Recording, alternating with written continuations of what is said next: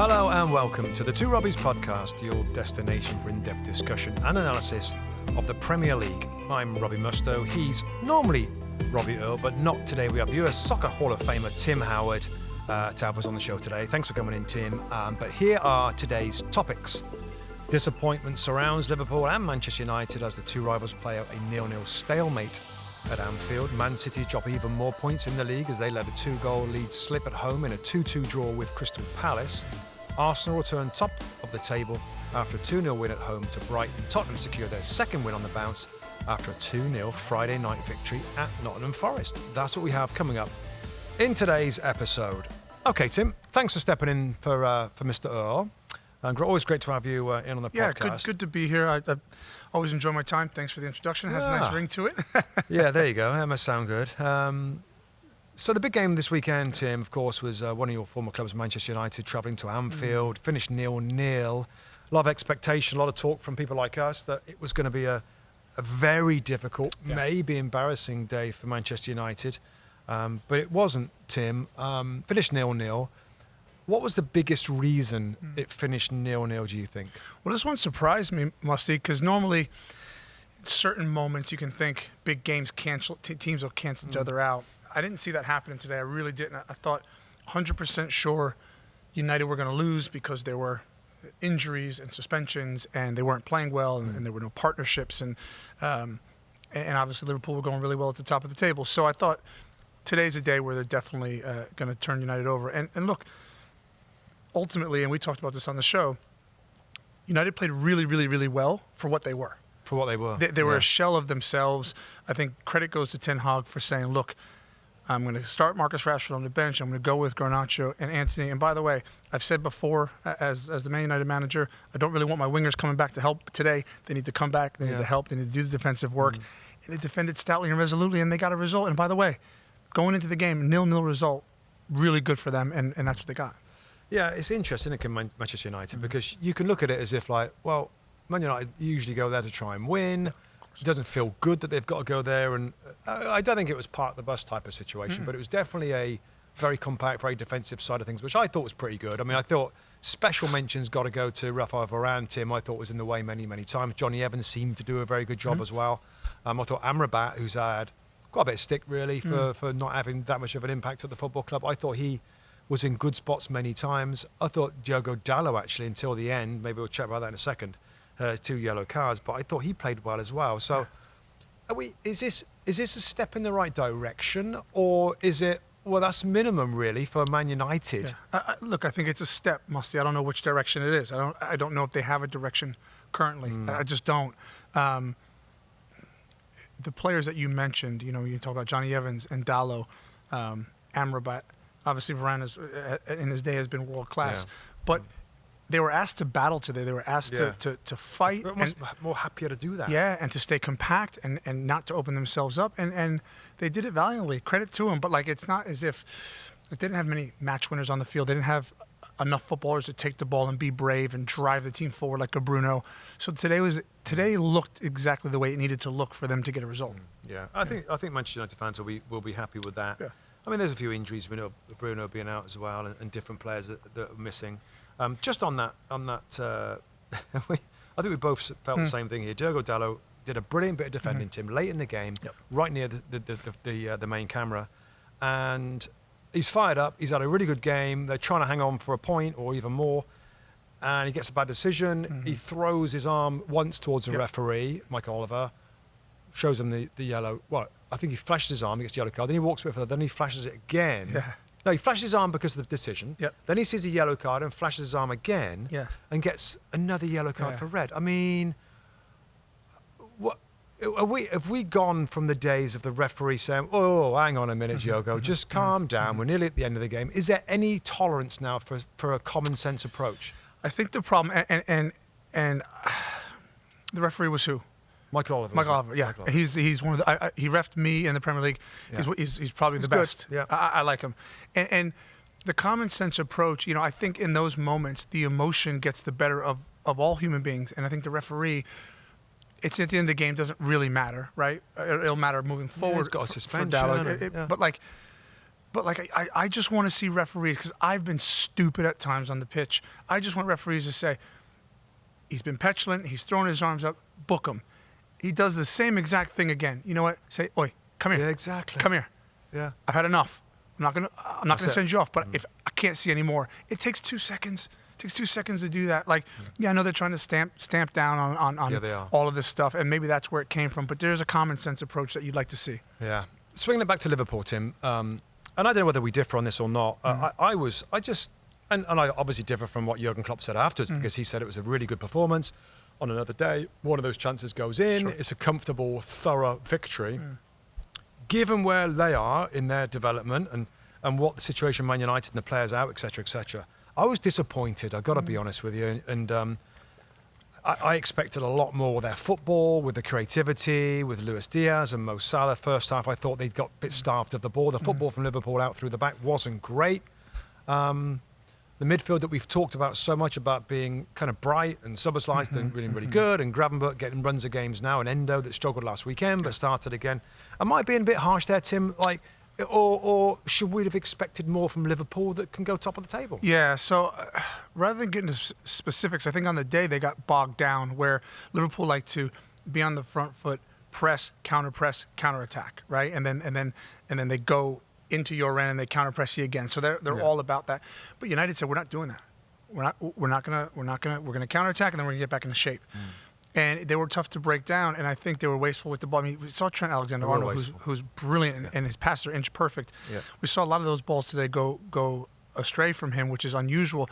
But I think with Liverpool, and it speaks to the bigger season that they're having, they're at the top of the table as of like this past week. And none of us said, "Oh, what?" We were actually surprised that they're there, because none of us think that they've hit their stride yet. They haven't been perfect yet, and somehow they found a way through some good performances to get to the top of the table. But they haven't really hit their gear where you think every single game is going to be like this. No, I agree, and I think, we'll get to the other teams and title chasers. That's 2 games now I've had a really close look, because sometimes when we do our shows, games going on at the same time. You focus on one, you kind of got the other one out the corner of your eye. But the last 2 weekends, I've had a really good look at Liverpool, and I know they won last weekend, but I thought they were playing a bit better than this, and the football's a little bit free flowing. Yeah. Defensively, they're better, Tim. From last year, they had a bad run of conceding, and the right back position was an issue. That seems to be, for the most part, a lot better, which is good news. Yeah, definitely. 15 goals conceded, I believe.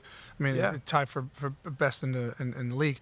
That's a starting point for, if you can not concede goals and be really good at your pressing and getting forward, and you have threats in the forward areas. I mean, that's a recipe for success. So they're well on their way. It's just they haven't quite brought it all together to be like, when we look at Manchester City and the best performances, they're bringing that every week, and you're shocked when they don't. Right now, we're not quite there yet with Liverpool. Yeah. Okay. I think it's just there's a bit of a anticlimax, mate. It was on big NBC. We expected a big game with lots of goals. It's just a little bit of frustration from everybody around. Okay, let's move on to another game, and Manchester City. Wow. Now we're talking. So Man City 2, Crystal Palace 2. Michael Olise scores a penalty in stoppage time to make it 2-2. Jean-Philippe Mateta scored in the 76th minute. Rico Lewis scores, and Jack Grealish scores for Manchester City. Okay, so my kind of take right now on Man City is, they're missing a couple of players. Erling Haaland, of course, is being out at the moment. Kevin De Bruyne has been a long-term guy, and Jeremy Doku as well. Some of the football looks really, really good, and for the most part, they've scored plenty of goals. Defensively, Tim, I'd probably rather focus the conversation. Yeah. And I remember saying the last couple of years, Robbie, we've had, of course, doing this, and I said, wow, I think City, the Champions League last year, they brought in Guardiola, they've got, Kanji's emergence, and Ruben, everybody coming fit, Stones, and like Walker, goalkeeper. They're such a stronger defensive team over the last couple of years. What's happening? What's happening defensively? Why are they conceding so many goals?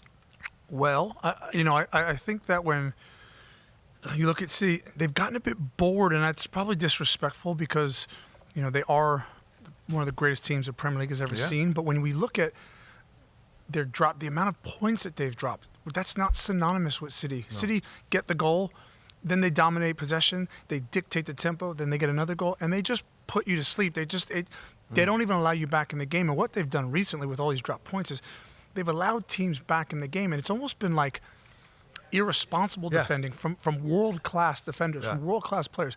My opinion is, and I said this to you on the show yesterday, if we're seeing it, the best manager in the world is seeing it too. His backroom staff is seeing it. They're on the plane. They're in the hotel. They're in the manager's office.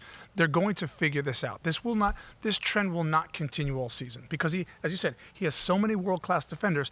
At a certain point, he may just say, hey, the ones who can do the business are going to stay in the team. Forget this chopping and changing. Because Pep has always shown a desire and patterns of he's going to get it right. There's not many things that are broken, but when they're broken, he fixes them. And so I think that's going to be the case defensively. But you're right. It's been so irresponsible, the defending. I mean, I kind of called it unprofessional. Yeah. You know, even the Phil Foden kind of challenge on Mateta for the penalty was a lash out trying to clear the ball. Yeah. They felt a little nervy. Was it? I think you said, didn't you, in the studio, like at 2-1, like, oh, this isn't done. No. You know, against Crystal Palace, where normally, you know, they go on and take control of the game. I mean, it's crazy to me. And there was something a little different in the setup with Rico Lewis starting in midfield alongside Rodri. But nothing in that lineup would make you think that they couldn't brush aside, really, some ways, Palace team that have been depleted. And, you know, and Roy Hodgson's been saying some strange things about his time there, probably coming to an end. Just a thought on Crystal Palace, Tim, and Roy Hodgson. And it's obviously a good result for them. My kind of thought on Palace right now is, and I understand the pressure from the fans that might be saying, well, you know, we've been in the Premier League for a while now, but we're seeing the likes of Brentford, Fulham, of course, Brighton and others kind of, you know, Bournemouth are ahead of them now as well on the table, that are progressing more than Palace. Do you think that Roy Hodgson's kind of getting a bit of a stick because other managers done good jobs at other clubs? Not that he's changed at all, but is it fair, or should they expect more of the fans, I guess? Well, I think it's fair. I do. I think Roy Hodgson has been a fantastic manager for many years. He has a certain style, somewhat old school style because of the way that the game has evolved. Yeah, it's changed, yeah. And so, you do see clubs who are less established shooting up the table. But again, when you talk about their recruitment and you talk about the managers they bring in, there is a new style of football that's being played. It's the way that the new managers are coaching. They tried, with Patrick Vieira, they brought him in to bring a different way. Yeah. Didn't necessarily work out towards the end, brought Roy Hodgson back. If they want to crack on and get up the table consistently, they're going to have to bring in an innovative young manager who plays in the vein of your Eddie Howe's and De Zerbi's and Postecoglou and Unai Emery. This is a style thing. When I look at Palace, they're 15th. I always see Palace as a 12 to 14th place type of club. That's where they're going to finish. If they have a really cracking year, they might be in the top of the table somewhere. But ultimately, that's where they belong. That's who they are until that changes. Yeah, I think the thing to add as well in this result is the players they've got out, Tim, and that's why so many people fancied Man City. I mean, Sam Johnson, the goalkeeper, was out. Odsonne Edouard, the top goal scorer, the striker, is out. Jefferson Lerma, midfield player. Henderson was actually fit and actually did start the game. Dean Henderson, goalkeeper. I want to just get a quick shout on you in a minute on him. Eberechi Eze came off the bench and Doucouré's out with a snapped Achilles tendon. So they've got injury issues. Just on the goalkeeper situation, it's always good to get a take on that, Tim, a little bit when we have this. Sam Johnson's injured, and Dean Henderson's been a bit of a story. Man United, he was expected to take over from De Gea. Maybe is he a little bit outspoken, Tim? He's chopped around a little bit.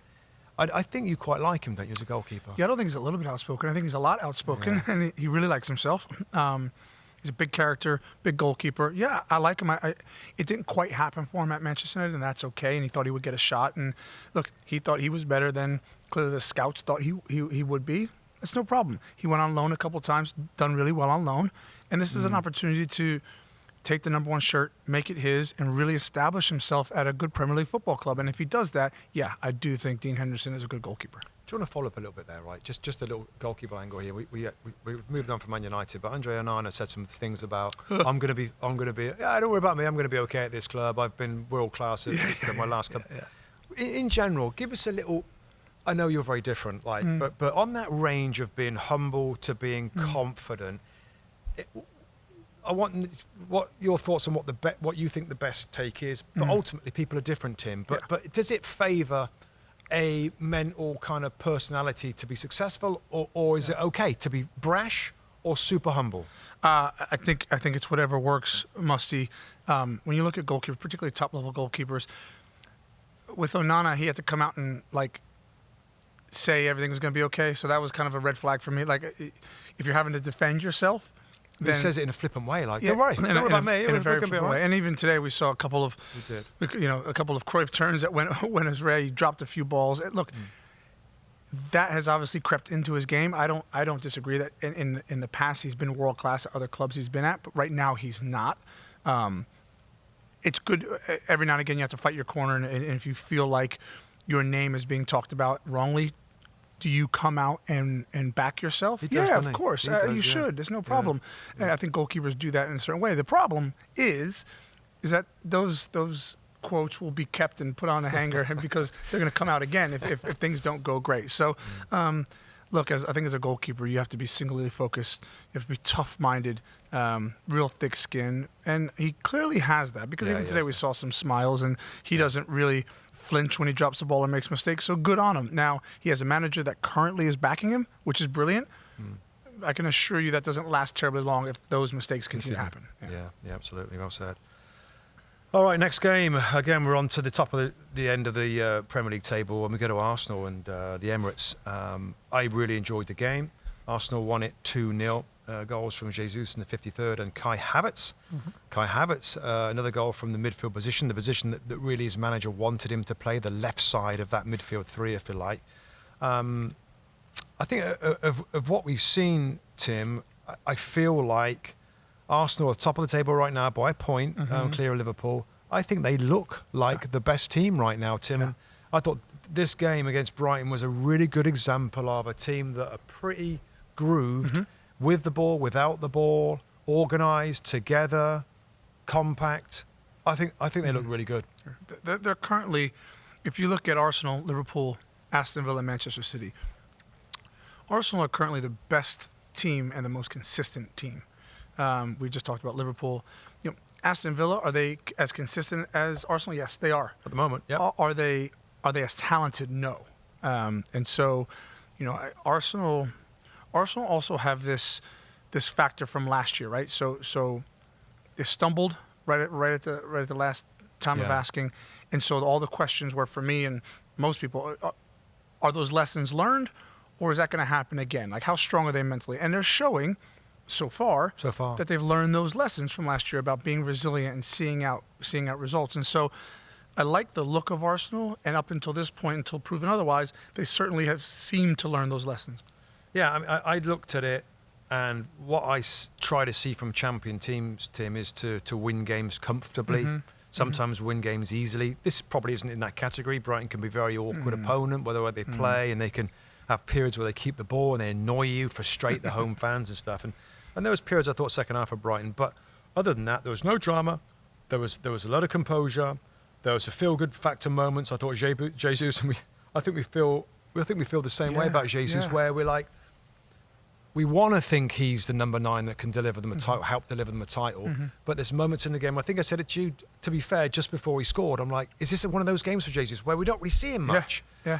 What do you think? Anything different on Jesus, Tim? And is there enough goals from other areas that if he doesn't get his 15 goals, that they still can do it? Well, the worry for me when Arteta brought Jesus into Arsenal was Pep brought him in as a number 9. It didn't work out for him at City, so he moved him to the wing. He was really good on the wing in terms of his pressing, his energy, his crossing.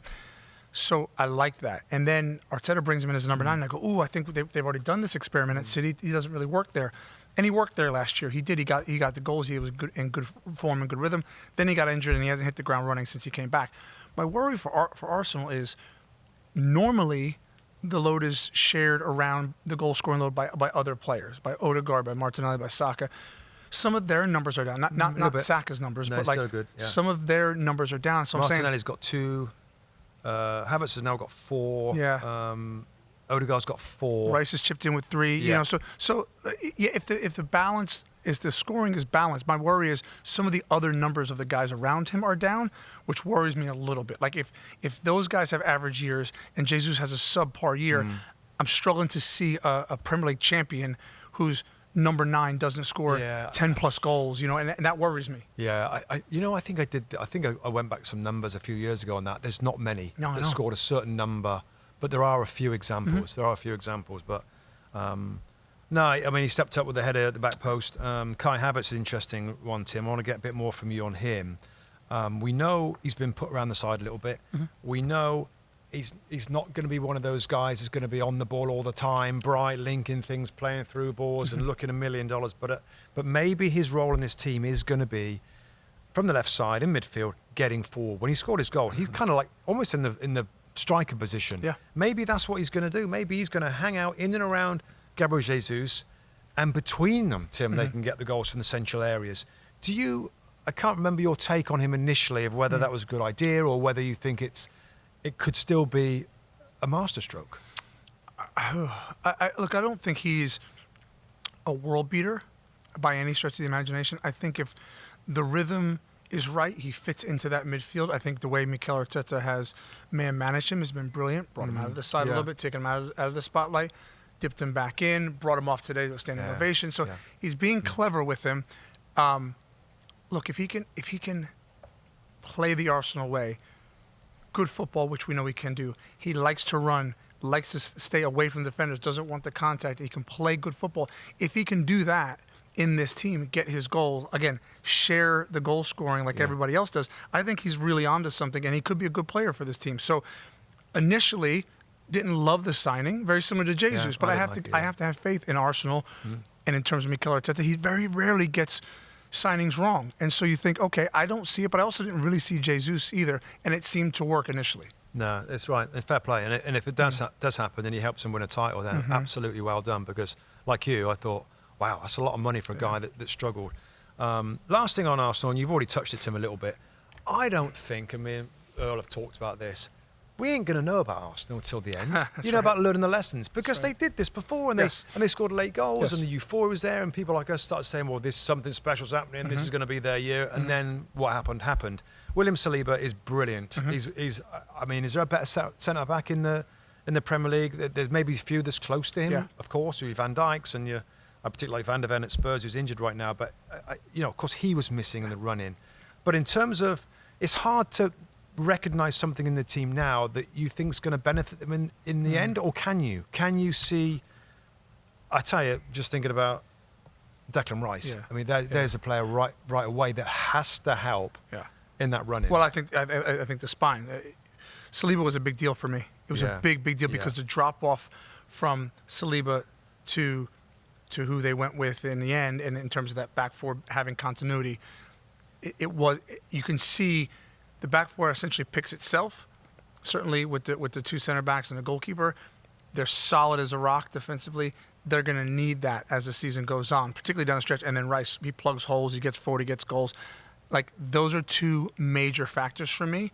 That I think this Arsenal team is better. Yeah. Quick one on Raya. We said a lot about Raya. Do you think he's going to get better, Tim? Are we seeing the best David Raya, or is there more to come? I think he is exactly what he is. He's an aggressive goalkeeper at his near post. He's going to, very much like Fabian Barthez back in the Manchester United days. He's going to come for crosses and miss a few, and not really have too much care and go at it again. He looks a little bit low on confidence at times with the shot stopping. He was brought in to play the type of football that Mikel Arteta wants to play, that De Zerbi wants to play, out of the back with their feet. So listen, that's the goalkeeper that he wants. And quite honestly, he's had 11 goals against in 12 games. I mean, the numbers are actually quite good. It's just every now and again he looks a little shaky. So I think he's the goalkeeper that we're seeing. Yeah. Okay. I mean, just final thought. I went out to the team sheet today, Tim. I looked at the bench. There's some pretty good names on the bench as well for Arsenal. Yeah. I know they got a few people out, really important people out right now. Thomas Partey and Tomiyasu and Vieira, and of course Timber. I think it's going to be really good when he's fit again, because he looked good in pre-season. He's still got Smith Rowe and Ketcher on the bench, Suarez, Trossard, Nelson. It's looking good for Arsenal. All right, next one on our little list here. We're into Nottingham Forest against Tottenham. It was Forest 0, Tottenham 2. Goals from Richarlison, Kulusevski. We did see a red card for Yves Bissouma later on, Tim, where you just see him put his head in his hands, frustration of a challenge that, I mean, do you, in your experience playing with people like that, right? Yeah. And he's not a young player anymore, Yves Bissouma. Can he learn from that? And can we not see that again from him? Because we've seen a few times now where emotions get a little bit to him, and we all know the type. And, you know, I think I was pretty good at that. There was a lot of things I wasn't very good at, but I was pretty good in terms of temperament, right? And controlling my emotions. This happened a few times now with some of the Spurs players. You know, all about Romero, the most aggressive player in the Premier League for me. Can this stop at Tottenham now? Can Ange get to grips with this discipline thing? They don't want anything to derail them that's kind of should be easy fixable. Yeah. Well, I think we're not going to eradicate it, but certain players need to get it out of their game. You know, when Yves Bissouma, there's no place in the game to go strongly and recklessly into a challenge where the ball's on the floor. It's different if the ball's bouncing. Where the ball's on the floor, and you go right under the guy's knee with your studs. It's just, you know, he on Yates. It's uncalled for. But the discipline part of it, Musty, we saw it with Tottenham's North London rival Arsenal. They had a horrific disciplinary record under Mikel Arteta. And I was one to say, look, he's a former teammate of mine, Arteta, but I said, listen, this begins and ends with the manager. You tell your players, undoubtedly, everyone stays on the pitch. If not, 2 weeks' wages, I'm going to fine you. Whatever, but you're hurting the team. So it begins and ends with the manager. And Postecoglou, who he figured it out, to be fair. Arsenal, got better. Oh, figured it out, fantastic. And so when I look at Postecoglou, he doesn't bat an eye in the face of adversity, and he lets his players, he gives them free will to press and to make mistakes. That's all fine and well. At a certain point, you have to just bring everything back in, settle everyone down, and say, listen, this is, as you mentioned, this is going to hurt us in the long run. We have to get our discipline under control. But it's a good win. Yeah, great win. It's a great win, and you know, I think our listeners and viewers know what I feel about Spurs and how fun it is to watch them play, and it's like nothing we've ever seen before in terms of what they do. Of course, with the fullbacks and being as fluid as I think you can be as a football team right now. And I'm going to chuck in my, you know, our little underappreciated. We chuck in every weekend, Tim, and I don't know. I thought there's quite a few contenders this weekend. This one came early, of course. It was a Friday night game, but Dejan Kulusevski. You know, again, he's a player that's under the radar a little bit. Mostly plays on the right-hand side wide. Swedish midfield player, good age, good physicality. Brought him in, good acquisition. With that, Madison being out injured, he's come inside and played really nicely as a number 10. And he can do a little bit of either now. Sometimes wide, sometimes a number 10 in a central position. Brilliant ball in where he spins in with that left foot for Richarlison's first header. Scores the second goal as well. And I just think he's one of them that we all give a lot of credit to, a lot of these Spurs players and the Madisons and everybody else, Heung-min Son, etc., etc. But I think he's just a blimmin' good player, works hard, he's aggressive enough. I like the way he speaks afterwards. We listened to an interview with him afterwards, and the quality he's got in attacking areas is gold. And Richarlison's loving that. And if he gets balls like that every week, Tim, he's going to be scoring a lot more goals. So I just want to give a shout out to Kulusevski and his impact to Tottenham. You like him? He's been for me, and I think the underappreciated part comes when he first came on loan. He was just lights out, wasn't he? He was fantastic. You think, wow, this guy's direct, he's sharp, he comes inside the left foot. Came a little bit off the boil last year, I think. Did. And that's why when you start to see the best of him, you think, wow, that's it's a special left-footed player. He got a lot of talent, a lot to give. Absolutely. Just a quick line on Nottingham Forest. I know there's Steve Cooper is under pressure and stuff, and where are they right now, Tim? We look at our table, and fourth bottom. Fourth bottom now, so just one spot from Luton Town. They have got a 5-point gap. Luton will probably, we don't know for sure yet, we'll get into that game a little later, have a game to play, possibly. Steve Cooper, do you think, I think that you would keep him on, but probably more pertinent is the owner at that club, who seems erratic, hasn't done anything too erratic in terms of managers, but is he gonna do anything crazy in the next couple of weeks? Well, my line on Forest is this: it seems like every time they get a good result, he's not under pressure, and every time they get a bad result, he is. It's just not a great place to be. What I would say is, look, in any ownership group, when you spend the money, and they have spent the money, whether it's wisely or not is not in question. You have the right to say my team should be in the top 5 or top 10 or whatever his expectations are, right? Because you're the owner. From my end, Steve Cooper, he's done a very good job with what he's had. He's been asked to manage 30 some odd new players. Tried to gel that team together. The fact of the matter is, when you look at why you'd sack a manager, fans aren't behind you. Well, guess what? The fans are strongly behind him. You've lost the dressing room. Guess what? He hasn't lost the dressing room. And secondly, thirdly, he's a really good manager. He really is. And so keep him on, keep it steady, allow yourself to continue to stay in the Premier League and climb the table incrementally. It doesn't happen overnight. And even though the owner wants it, it doesn't. Absolutely right. Totally agree with that. Now, that's kind of the biggest clubs, Tim, that we've just addressed right there. Now, we're going to go and mention these other clubs and the other games that went on. And I have got to start at Bournemouth with what we saw on the field there. The game was abandoned around the hour mark. It was 1-1 at the time. Bournemouth won, Luton Town won. Of course, the game was dominated by the very, very shocking kind of incident that happened there. Tom Lockyer collapsed on the pitch in the 59th minute, suffered a cardiac arrest, according to a club statement, but was responsive by the time he was stretchered off the field. And I think he's undergoing scans and tests.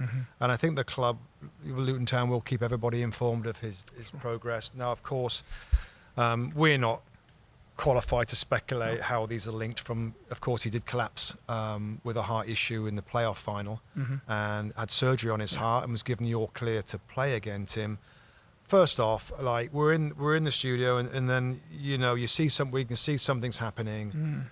It's horrible, isn't it? I mean, how horrible is it to and then like we couldn't see from the shot who was down. We knew something very serious has happened. I immediately thinking, oh no, is it Lockyer? Is it centre back that went down before? Thank goodness he's okay at the moment. But wow, what a difficult hour or so that was for us, wasn't it?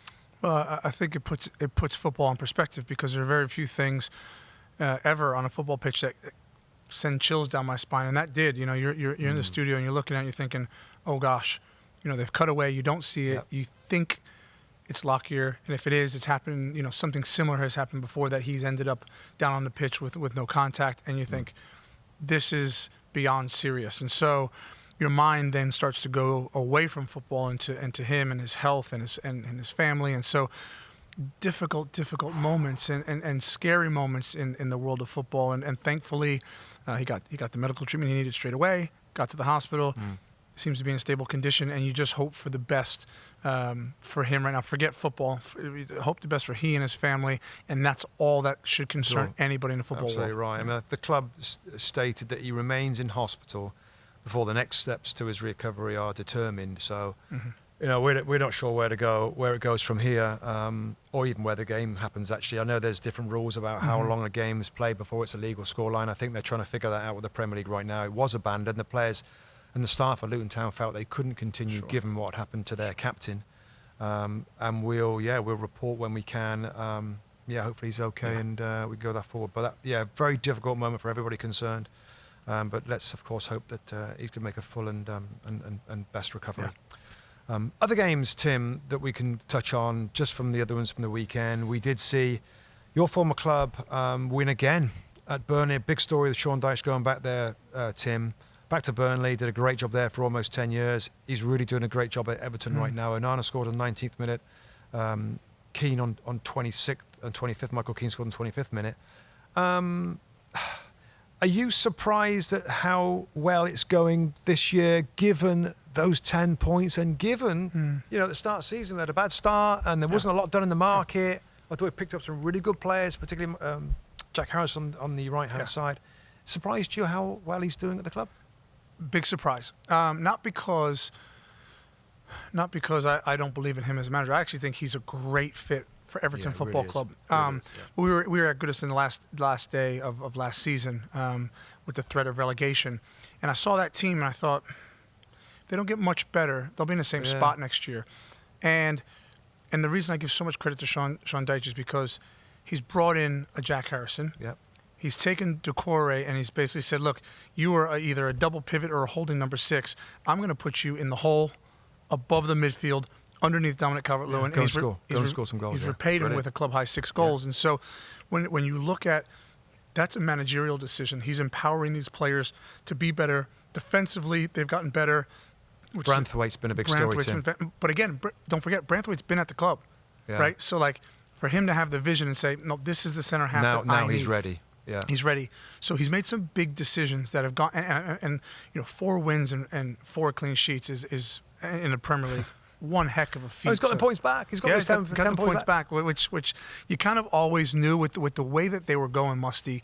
They took the 10-point deduction. They got dropped into the bottom three. And when you looked at it, you thought, Everton's a better team than the teams that are in the bottom 3 or 4. So and they're not detached. They no, weren't detached, and it was so early on in the season that you think they've got a long way to go till May. So they're flying. It's remarkable. What are they on now? They're on 16 points. That's nine. No, it's not. It's 7 points clear of those bottom 3 right now. Yeah. And that, I mean, wow. So tremendous. Really, really good story. And Burnley. A quick line on Burnley, Tim. And we spoke to Vincent Company, by the way. And I think he speaks really well. And he thinks his team is improving. It was interesting we didn't get to talk too much about it really, Tim, but I was fascinated because I did ask him about his philosophy. And maybe it wasn't a great question from his point of view because people question the way he does things. Sure. Now they're in the Premier League and struggling.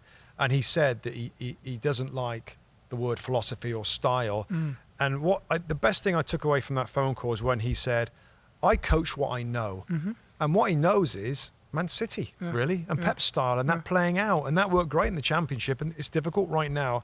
Do you see him changing, I try not to say philosophy, his approach with the team, or is he going to stick with it? And does he think he's got plenty of games to go in the season that he can get enough points to stay in the division? I agree with what I don't agree with is every manager has a philosophy. So you have to accept the fact that you coach in a certain way and that ends up becoming your philosophy, your way of doing things.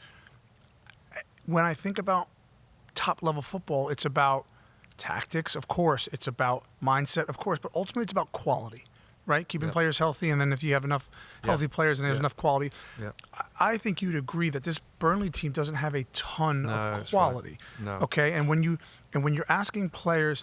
If you don't have a lot of quality, what we've seen down the years is roll your sleeves up, everybody get tucked in off each other's shoulders, we're going to launch the ball long, and we're going to march up the pitch, and we're going to stay solid. If you don't have a ton of quality, now you're asking players to take risks in dangerous areas of the pitch, and the ball turns over, and you don't have enough players who can drop a shoulder and beat players one-on-one and create a numbers advantage. Football is all about creating a numbers advantage in every area of the pitch. Then you're going to struggle a little bit, and you can't necessarily continue to persevere and keep banging your head against the wall with a certain style if it's not working. And clearly, let's face it, whether the line is we've performed well and we've been in games, that's fine, but they haven't won those games, and that's a big problem. Yeah, they've got 8 points. They've got 8 points. They've conceded 36 goals. I also think, Tim, when you attempt that style of playing out, and if you haven't got the quality, then you're vulnerable to be successful playing out. Players have to spread out, yes. And when those passes go astray or get turned over, players are a long way to helping defensively, and they concede a lot of goals. And I think that's what we're seeing happening right now. But again, wonderful bloke. I hope they stick with him. Whatever happens for me, Tim. Definitely. He did such a good job last year. And to be fair, he's had to build a new team with these loan, which is it's a podcast for another day, by the way. And I will chuck it in quick because I think it's important. He said on the phone call to keep the players we had on loan last year would have cost us £70 million. Now, if I'm Middlesbrough or a lot of teams in the Championship, how did they get to have a team of 70 million worth of talent on loan to get them in the league? Yeah. Something right there. I agree with that. That's a different conversation. But they had that amount of talent to help them get up. They can't afford to keep them. But they're in the Premier League. So now they have to rebuild. So that's been difficult.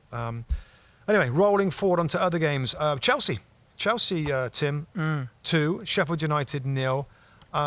Cole Palmer, who, again, I'm not sure whether we've had him as our underappreciated.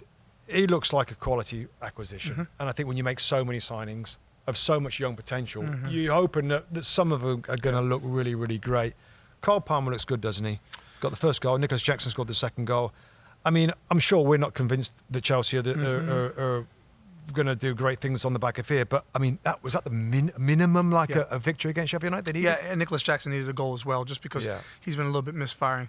Yeah, I mean, against Sheffield United, they have a big week coming up, and they had to get that result because, quite frankly, their results have been up and down. Chelsea, they've won one, lost 10th one. right now. Yeah, 10th, and it's just kind of exactly where their results would say they are. The one thing I like about Cole Palmer is you don't oftentimes see this where a young superstar starlet from a big club like Man City doesn't get his chance at that big club. very rarely does another big club take a chance on him because he's a young player, right? He almost gets discarded.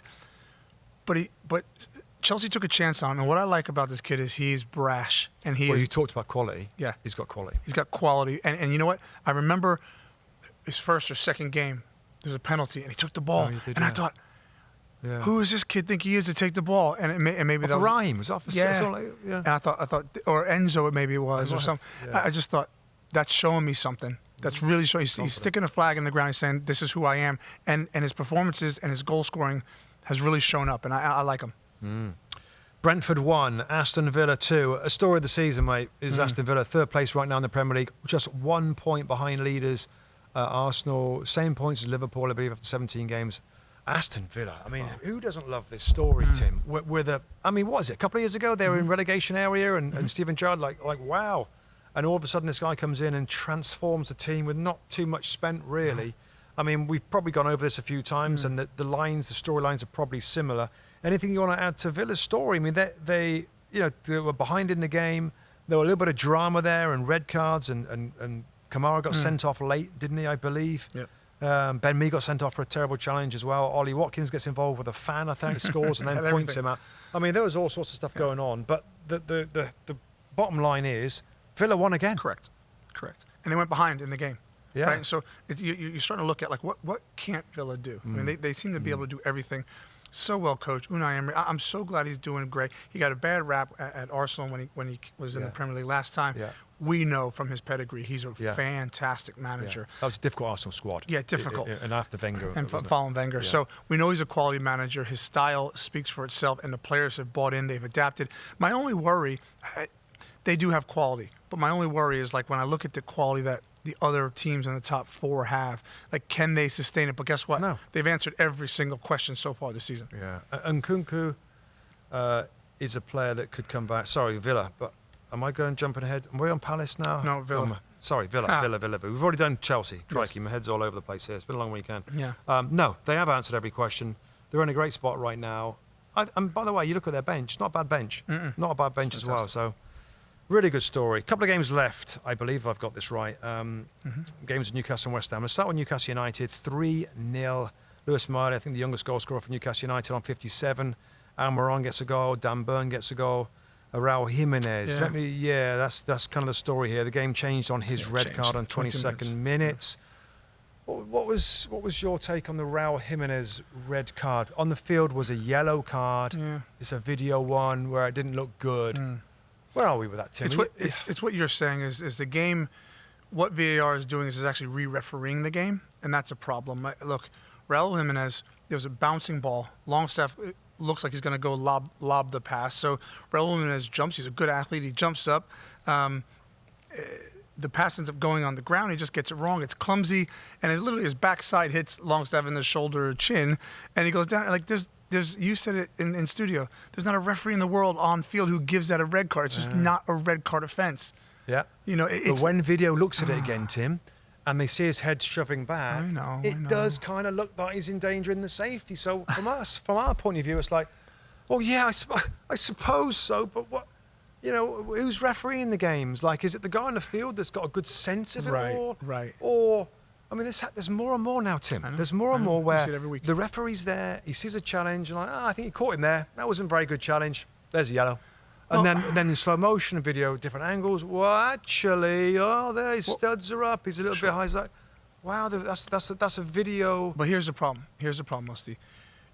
Because of the sanctions, because of the punishment towards these referees, because of all the eyes that are getting put on the referee, wouldn't you have loved to see the referee go over to the screen and go, you know what? Yeah, I'm okay. I see what you're saying, but guess what? It wasn't. I'd love to see it. His backside hit him in the face. He jumped. It was clumsy. He didn't mean it. I saw the intent. Guess what? I'm sticking with the yellow card, and we're playing on. Yeah, it was just soft. It was his backside that hit his face, wasn't his hip? And you'd love to see that, but guess what? They're re-refereeing the game, and it's just like it's too much. Yeah, it absolutely is too much there. And but that really made a difference there in Newcastle. I mean, we'll see how they go now. A really good run in the Champions League, but of course that's come to an end now. I'm sure they can focus on the Premier League now, Tim. Yeah. I still really like what they do. Where are they? Let's have a look at the league table right now. Newcastle United on 29 points. So we're looking at 4th place, which is Man City on 34. So it's only 5 points. Let me tell you something. Right now. Matt, Newcastle Newcastle and Man City are going to, when they get all their injuries back, and both of those teams are going to kick on. I'm telling you. Yeah. Newcastle is well coached. They're well drilled. Brilliant fan base. They're still on the right path. When they get all their players fit, they're going to hit the ground running, and they're going to climb the table. Yeah. All right, last game of the weekend, Tim, we quickly have a look at here. It's West Ham United, your old gaffer, David Moyes. Yeah. Still doing it, mate. He's still doing his thing, and they sit in 8th place right now. I think the difference is now they've got some players, some signings that are really ready to play. Last year it was difficult trying to go from a new kind of bunch of players that Moisey was never really fully convinced of, I guess, afterwards.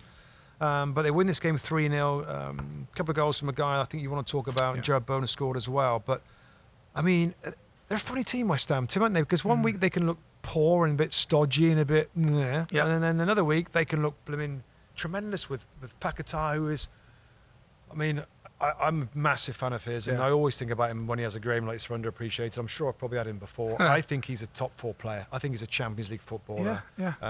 Lucas Paquetá, he's on the Brazil team, very important part of the national team for Brazil.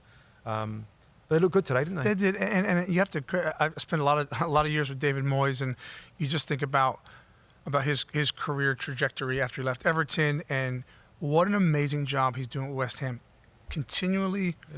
In Europe, in the Europa League, in Europa Conference League, winning that, topping their group again. His team travels well in Europe, and you just look at the way. Yeah, every now and again they look a bit stodgy, because the fact of the matter is they don't have a million match winners on the field. They're well drilled. That as you said, Paquetá is special. And his coaching style is. I don't want to say defence first, but it's very solid. Oh, yeah, it's safe. He's got a safe, solid foundation. And I want to talk about my underappreciated player of the weekend. It's Mohamed Kudus.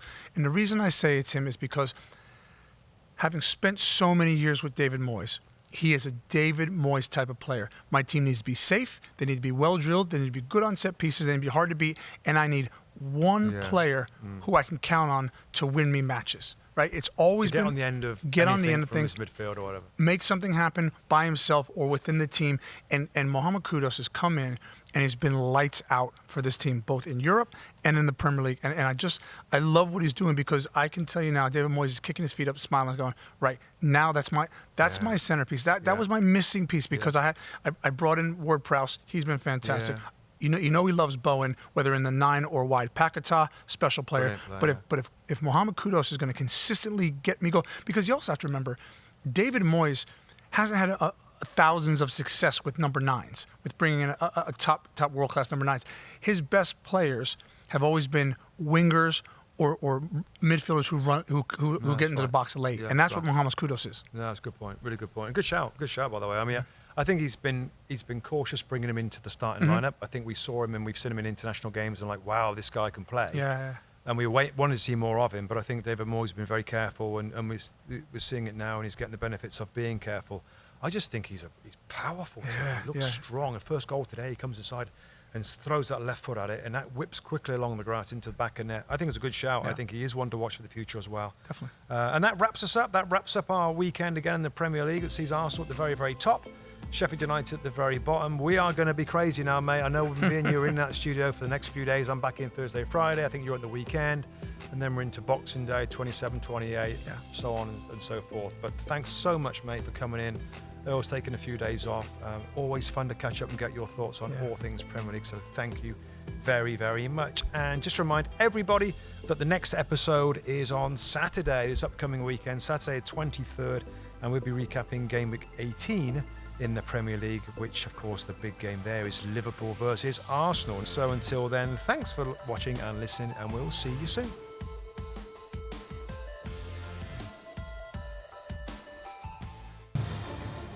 Hi there, I'm Rebecca Lowe, studio host for NBC's coverage of the Premier League. Don't forget to hit subscribe to watch more videos all season long. And for even more Premier League content, from original series to live matches, head over to Peacock. And be sure to tune in for Premier League mornings every weekend on USA Network and on Peacock.